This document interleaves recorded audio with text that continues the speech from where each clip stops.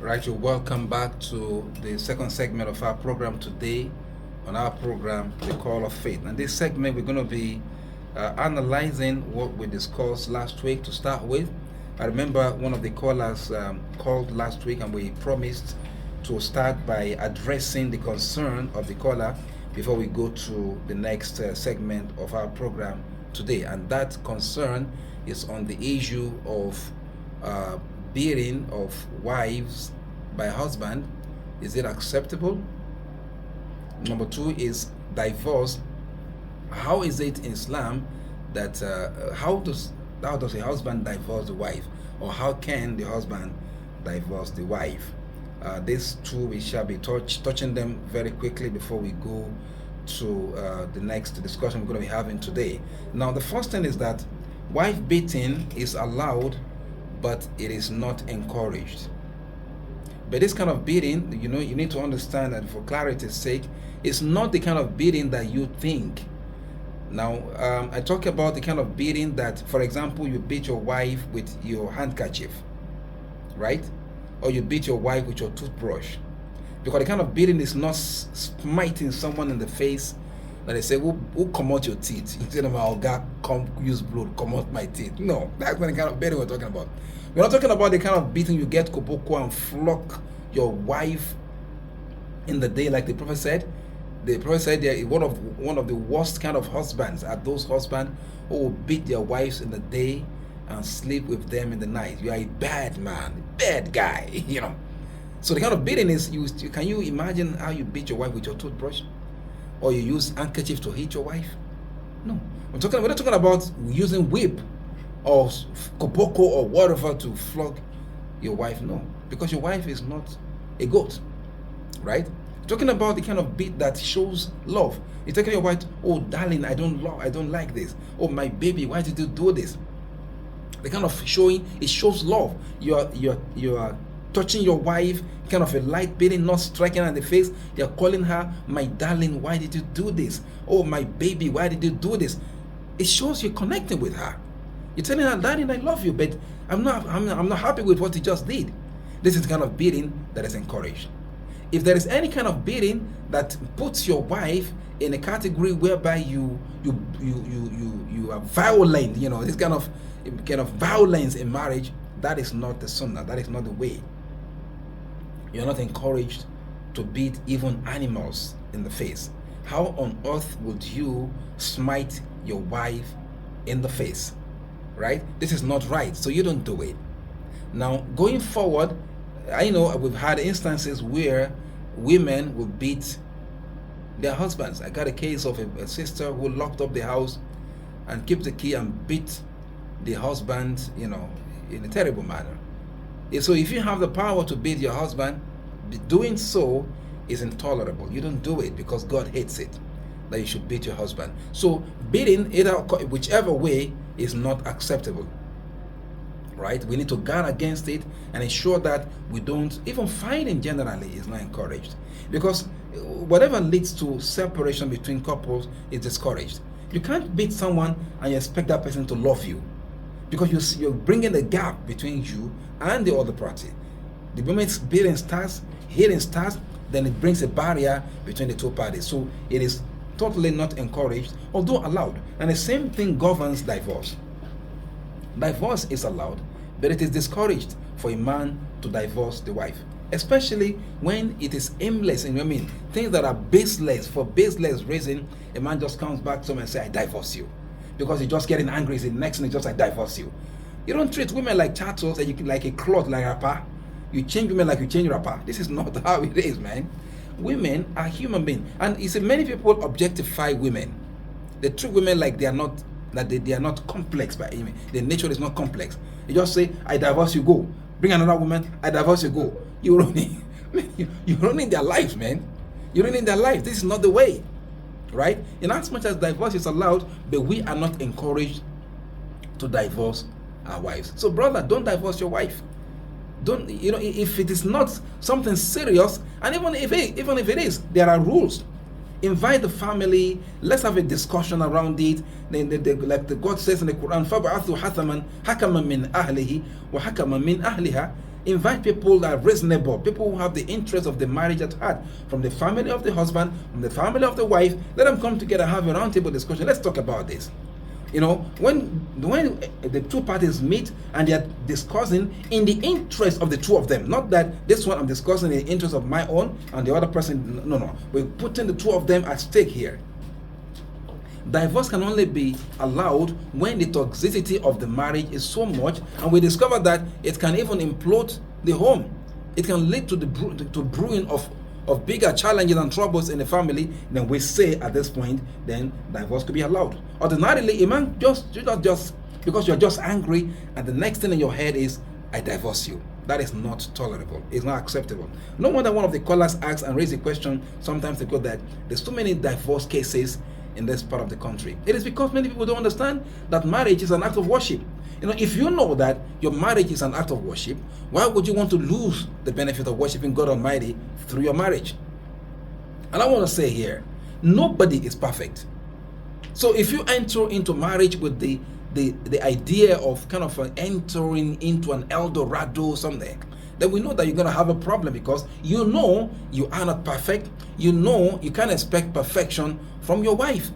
Like you are not perfect, you don't expect your wife to be perfect to you. No. So when you say things that you don't like in your wife, then you should look at things that she has done that are right and use that good things of her quality to cancel the bad things that she has done. You cannot tell me everything 100% about your wife is bad. No. So if not true, why you marry her? Why you marry her? Why you marry her now? So some things are good, some things are bad. So use the good to cancel the bad things that she had done. The same vein, a woman is allowed to divorce the husband in Islam. We call it khulwa here. But it's not encouraged. Why? Because they don't just say because this, because that. Especially some of us, we blame our husbands for things that are beyond them. My husband don't get money, I want to divorce him. Hey, make him go steal, madam, make him go steal. You can't compare your husband to other people. For things that are beyond his capacity, if he's trying his best, please accept the little he's able to bring to the table. And you can also lend your support. Don't rock the family because of your own personal interest. Look, you will see 1,000,001 men out there that are better than your husband. You will see 1,000,001 men out there that are better than your husband. So what do? Touch up your husband. Make him to be better than the way you guys met. Make his life to be better. Don't make his life to be worse. Some women have destroyed the self-esteem of their husband because of their tongue. Right? Don't do that to your husband. Don't make your husband to feel like, make I just go swallow poison now, make I keep myself. Hey, you caused it. You say you don't have razor in your mouth? You have razor blade in your mouth. So please don't let us use the power of the tongue to destroy the self-esteem of our husband. Don't divorce your husband because of flimsy excuses and reasons. So my take on this, if I wish Mr. Victor is listening to this, that husband and wife should hold themselves together and accept, like I said, the level of toxicity of the case of living together is so much, so bad, that it can even take lives, or it can even make the children to be miserable, to be more miserable, rather than staying in that kind of a toxic marriage. Except in this under this circumstance, then I say, then divorce is not allowed. But in this circumstance, it could be allowed. And let me quickly mention here, there's a practice amongst most men that they say, I divorce you. I don't know what they call it. I divorce you 3 times at once. It's not acceptable. The right thing to divorce, I divorce your husband once, that you divorce your wife rather once, and she stays in your house for 3 months, right? And if she stays in your wife for 3 months, you have to take care of her, shelter her, feed her. She has to sleep on the same bed with you. You have an option. If you discover that yes, you have divorced her once and you just feel that it doesn't worth it now, let me my wife pretty like this, I'm not gonna allow her to make it go. The moment you have anything to do with her in terms of conjugal affair, you cancel divorce. Or the moment you tell her, okay, darling, I'm sorry, no divorce again. The divorce is over. So that is why it is not acceptable that you say you divorce a woman and instantly you pack her things and she leaves your house. No. And a woman should not pack her things and say, I've divorced my husband, I'm packing my things, I'm going. No. You still have to stay. Right? So perchance you guys are you are a little bit infantile in your thinking. You have not had deep thought enough to think about things that are not really important, that had led to the issue of the divorce. And you can't talk about it. And if you talk about it, it's over, then it's end. The divorce is over. What I'm saying is that you don't divorce a woman and push her out instantly. It's not done anywhere. She has to stay in your house for at least 3 months. And within that range of 3 months, you have the right to tell your wife, I'm sorry, darling, let's just cancel this thing, man. Let's cancel this thing and let's just go. It's no divorce again. And it settles. And it's better for you to live together in peace and happiness, because if you're looking for perfection in any human being, guy, you can never have it. My sister, you can never have it. So let us try to worship the Almighty with our marriages, through our marriages, in order to have happiness in our homes. This is the point I need to mention here on the issue raised by the question raised by our brother last week. We're going to open the phone lines now before we go to the next segment of our discussion. Perchance we might have one or two people that will have a few questions to ask on this topic. And we talk about love in the first segment today. I'd like to also emphasize this at the family level on this second segment. But before we go to that, please call our lines, our studio line 070-7242-6258. I repeat, 070-7242-6258. Now back to the issue that I had that we should talk about today. We've talked about love on a larger scale, but somehow we feel we've got a caller here. Hello. Hello, good afternoon. Good afternoon, sir. We just missed that call. Okay, fine. We talk about love on a larger scale. What about at the family level? I have been able to interact with a few brothers, and some of them have said, if I don't love my wife, I'll go marry him. When I talked about the need to freshen up love in your relationship. Hello, sir. Hello. Hello, we can hardly hear you. Okay, we'll talk about freshening up love in our relationships. And some people talk and they said, if I don't love my wife, I'll go marry him. I'm going to tell my wife, I love you all the time. I said, why not, man? Why not? You love that babe. Tell her, shout, scream, I love you, my wife. You tell her that you love her. Let everybody hear you love your wife. What's wrong with that, man? It's no problem. Like the hadith we quoted the last time, that the Prophet Muhammad sallallahu alaihi wasallam, he said, when you love someone, tell him that you love him. So it's no stress. I love you. So what's the problem with that? I love you because I do, man. And it's no harm in telling your spouse that you love him or her, as it were. And if you can do that, then we are sure that there will be more serenity at home. So talking about freshening up love at home, we need to be sure.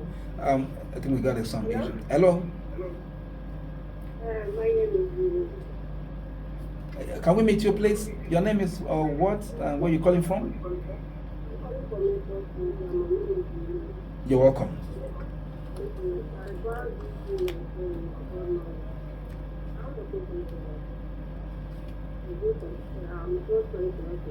Can you please speak up a bit, madam, please? Okay. Okay. About this marriage now, if one party says something that in that marriage, and you try to say your second party, and this is your doing, I'm tired of this, let's do this thing like this, and the person trying to because I'm back and this, not even doing for me. So, what I did is this.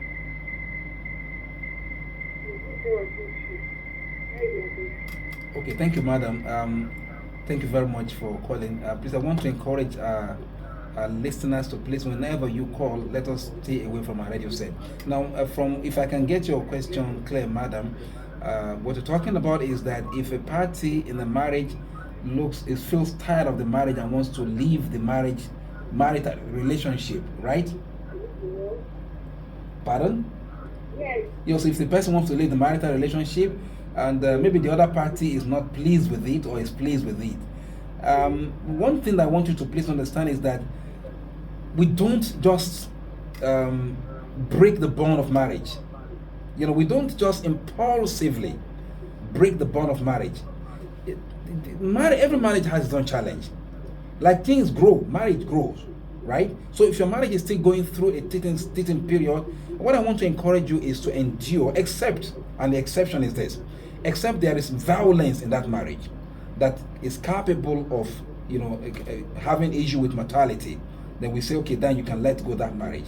But if it's not to that extent, please let us try to understand ourselves. Husband should understand their wives. Wives should understand their husband. That is why God has made us together. That's what the topic we're talking about today, that we should freshen up our love. That should be a way of freshening up the love in the relationship. If you can't do that, then it's better than separating. Because at a point in time, it tends to lose your marriage, the marital love tends to lose steam. But if you can go back to God, beg for God's guidance, and God Almighty will open your way, and you begin to see good things about yourself. And another thing that I see there is comparison. When you begin to compare your wife or your husband to someone else, you got a problem to deal with. Because your wife is your wife, she's not someone else. Your husband is your husband, he's not someone else. So you guys need to live your lives like yourselves and appreciate you yourselves as yourselves. And it is with this that you begin to appreciate that, okay, we can begin to move on. We can begin to grow with it.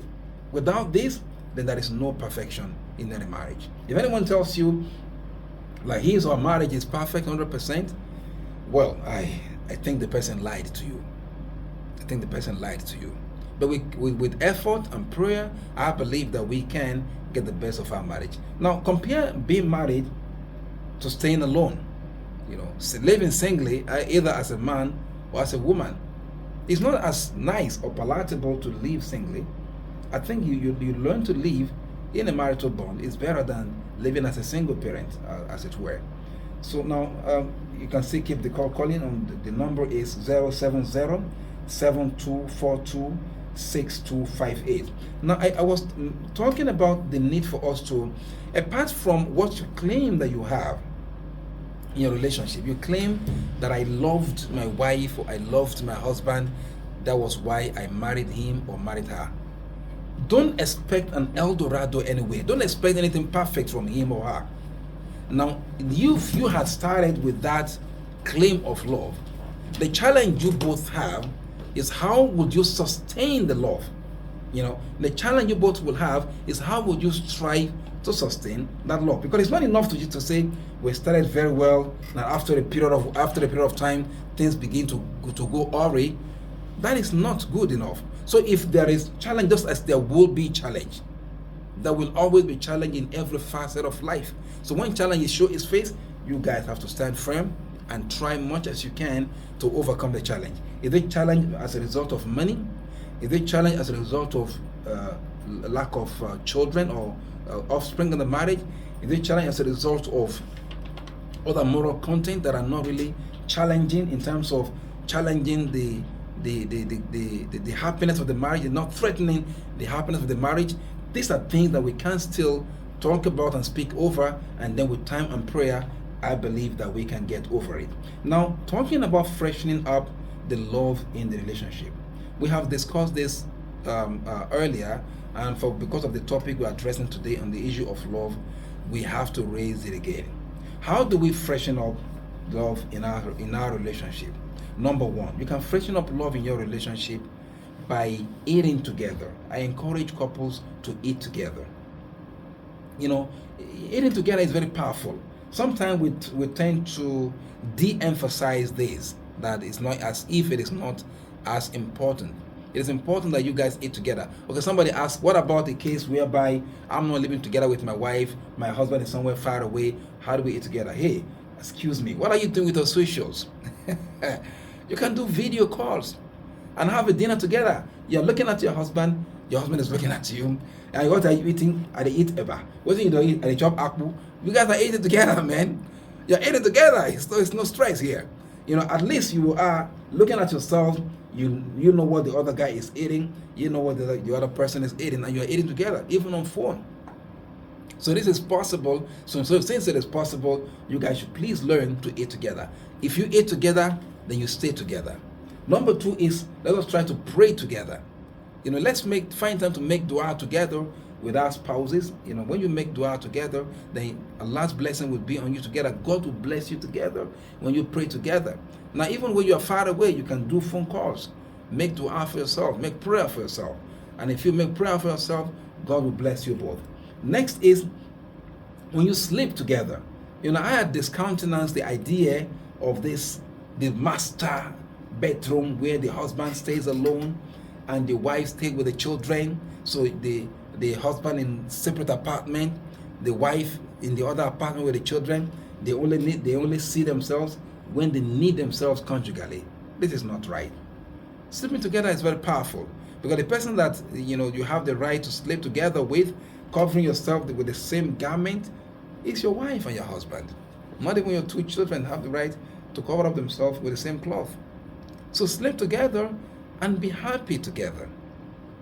Enough of saying that, okay, you stay in your own bedroom, I stay in the master bedroom, so I don't have any business with you until I need you. This is not really right. So we should encourage. Hello, sir. Hello. Can you please pick up, please? I think we just missed that call. Okay, let's keep the call going. I think we have some issue with the line. So many missed calls. 070-7242-6258. 070-7242-6258. Hello, sir. Hello. So we just missed that call. Now, when you are able to sleep together, it bonds you, because at that point in time, okay, hello? I think something is wrong with the line. Okay, let's keep trying the call. I see that something is wrong with the network. Hello? Hello? We just missed it again. Okay, calls, hello? Hello? We seem to be having some network issues today. The calls keep coming. Okay, let's keep trying. Hopefully we get through. 070-7242. Hello? There's a problem with this line today. Okay, let's keep trying. 070-7242-6258. It's very powerful when we sleep together, because we know we are bonded together even when we don't have anything to do together, conjugally. It's very powerful that the person sleeping next to me, whose body touches my body, that's my wife over there, or that's my husband over there. This is very powerful. Hello. It connects. Hello. Hello. Hello. Good afternoon, sir. May we meet you where you're calling from? I'm calling from Philippines. You're welcome, sir. You have a question? Oh, seems to be a network problem today. Okay, let's keep trying. I think we seem to be having some network issues today. Now, so, the person next to you in bed is very powerful. It's very critical and it's very important. So, you need to ensure that you sleep together. Hello, sir? Hello? Oh, I think there's a problem with this network today. Let's keep trying to call 070-7242-6258. Because that is very powerful, because the next person to you, when you sleep together in the midnight, you want to gist, you want to talk, you want to just have time together, but non-conjugal time together is very, very powerful. So take time to sleep together. Hello? Yes, good afternoon, sir. Good afternoon. Where are you calling from? May we meet you? I'm calling from Apple. What's your name, ma'am? Can you stay away from your radio set, please? Okay. Oh, I'm sorry, I can't really hear you. I'll call you back. Okay, we can hear you loud and clear. Oh, sorry, it's a network problem here today. So now, it's very important whenever you guys are together in the bedroom, that even without doing anything conjugal, sleeping together is very powerful. So let us try to sustain the marital love by sleeping together. What about walking out together? Just going out together. It's very important. Some people believe that they can go out with their friends, can go out with their colleagues at work, but they can't go out with their wives, they can't go out with their husband. Share like your girlfriend. You know, the girlfriend, allow your wife. Hello? Hello, sir? Hello, assalamu alaikum. Wa alaikum assalam wa rahmatullah. Shall we meet you where you're calling from? Wa alaikum assalam. We can hear you, sir. Good afternoon, can you hear me? We can hear you loud and clear. I saw a record on the phone. Please go ahead. What is the situation if someone is married Okay. and still having the feeling for the ex? You say again, someone is married? You are married and your ex and you're supposed to know the way of getting married to get married. You're still having the feeling of that person, right? You are still loving the person. Okay, can I ask you, is the person married now? If the guy is married, If the person is married, then the person is gone, right? But if the person is not married, if that person you are having feelings for is married, then he or she is gone. the person having to do is not married. Okay, the person you're having feelings for is not married. Yes. So what are you waiting for, man? What am I waiting for? Taking second wife? Oh, you want to commit zina with her? No. So what's your plan, bro? What's your plan, brother? Do you have feeling for someone, so you marry the person? Okay, so you have to discipline yourself then. Okay, well, if you look, if you have feeling for someone, the best thing to consolidate that feeling, if that feeling is true and genuine, is subject it to the test of marriage, right? Let marriage come in. It will strengthen that feeling the more. If that feeling is true and is genuine, the person you have feelings for, that feeling is true, the person is not married, then you go for the person and marry the person. That's the right thing to do. Pardon? What I say is this: if your feeling is true and genuine to that person and the person is not married, go for her. Just go for her. Leave everything in Allah's hand. Allah is going to take control of your life. The situation is that along the line, something happened, we broke up, and the plan, someone comes here and you get married to a person. And along they realize that you have married that person. And you are married to the first person. And you don't intend to marry more than one wife. And the feeling couldn't let go. What do I do? Well, what you're doing to yourself is you're hurting yourself. That means the feeling you have is true and genuine. So the best. Yes, that's the option. If you truly love that person, pick up the person as a wife and have a nice time. All right. If you are person number, I would like to call you again and drive the Okay, you can call this is studio line.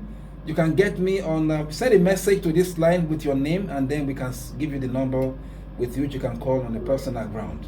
Send a message to this number. All right. Yeah, send a message that you want to get the number, and then we get it the number. Thank you. Okay, now the point is, if you have feeling, we're almost running out of time now, but the truth is that if your feeling is true, then convert it to marriage. All right? I think should be our last caller for today. Hello? Good afternoon. Good afternoon, madam. Can we meet you? Where you're calling from? I want to remain anonymous. Please go ahead, anonymous. Okay, there is I'm a Christian, Okay. and there is this Muslim guy that we've been dating for like 6 months now, Okay. and he wants to marry me. Okay. At the beginning of the relationship, he said that I can do my religion while he will do his own religion, in as much as our children are going to follow his own religion. Okay. And we agreed to it. Okay. So now what I'm asking is it possible that somebody will force someone into his own religion before that person can marry the person he tells to love? Yeah. Okay, thank you very much for this beautiful question. The first thing is that you don't force. Religion is a matter of faith and conscience. You don't force it. It's something in your mind. It connects you with the Almighty. Except you want to fake it, you can't force it. If you force it, then you fake it. You don't fake faith. You embrace it. Now, Does it stop Because you? the truth of it is that we both love each other. But the problem now we're having is the religion. No, the religion cannot be a problem. You are the problem because you don't even understand the religion. I need to explain it to you now. The Quran does not forbid him from marrying you being a Christian. No. And you practice your Christianity, he practices Islam. And the point here is you have had an agreement on how to deal with your children, so that's okay, right? So it is just that you don't have an understanding of what the Quran says, and that is why you think religion is a problem. Religion is not the problem. I think lack of understanding of what it says seems to be the problem here. So I think you guys need a better understanding of what it takes, what the Quran says about this matter you just bring into the front burner, so that when you have a better understanding of it, then it makes your mind to be settled. Thank God you say you love yourselves. Just go for marriage, man, and don't waste time on it. Oh, we just lost that call. Unfortunately, this is going to be our last call for today. We round off now. We have to go now. Thank you very much all for listening. May Allah bless you all. I remain yours sincerely, Dr. Gidado Taufik Mikdad. Hope to see you again next time.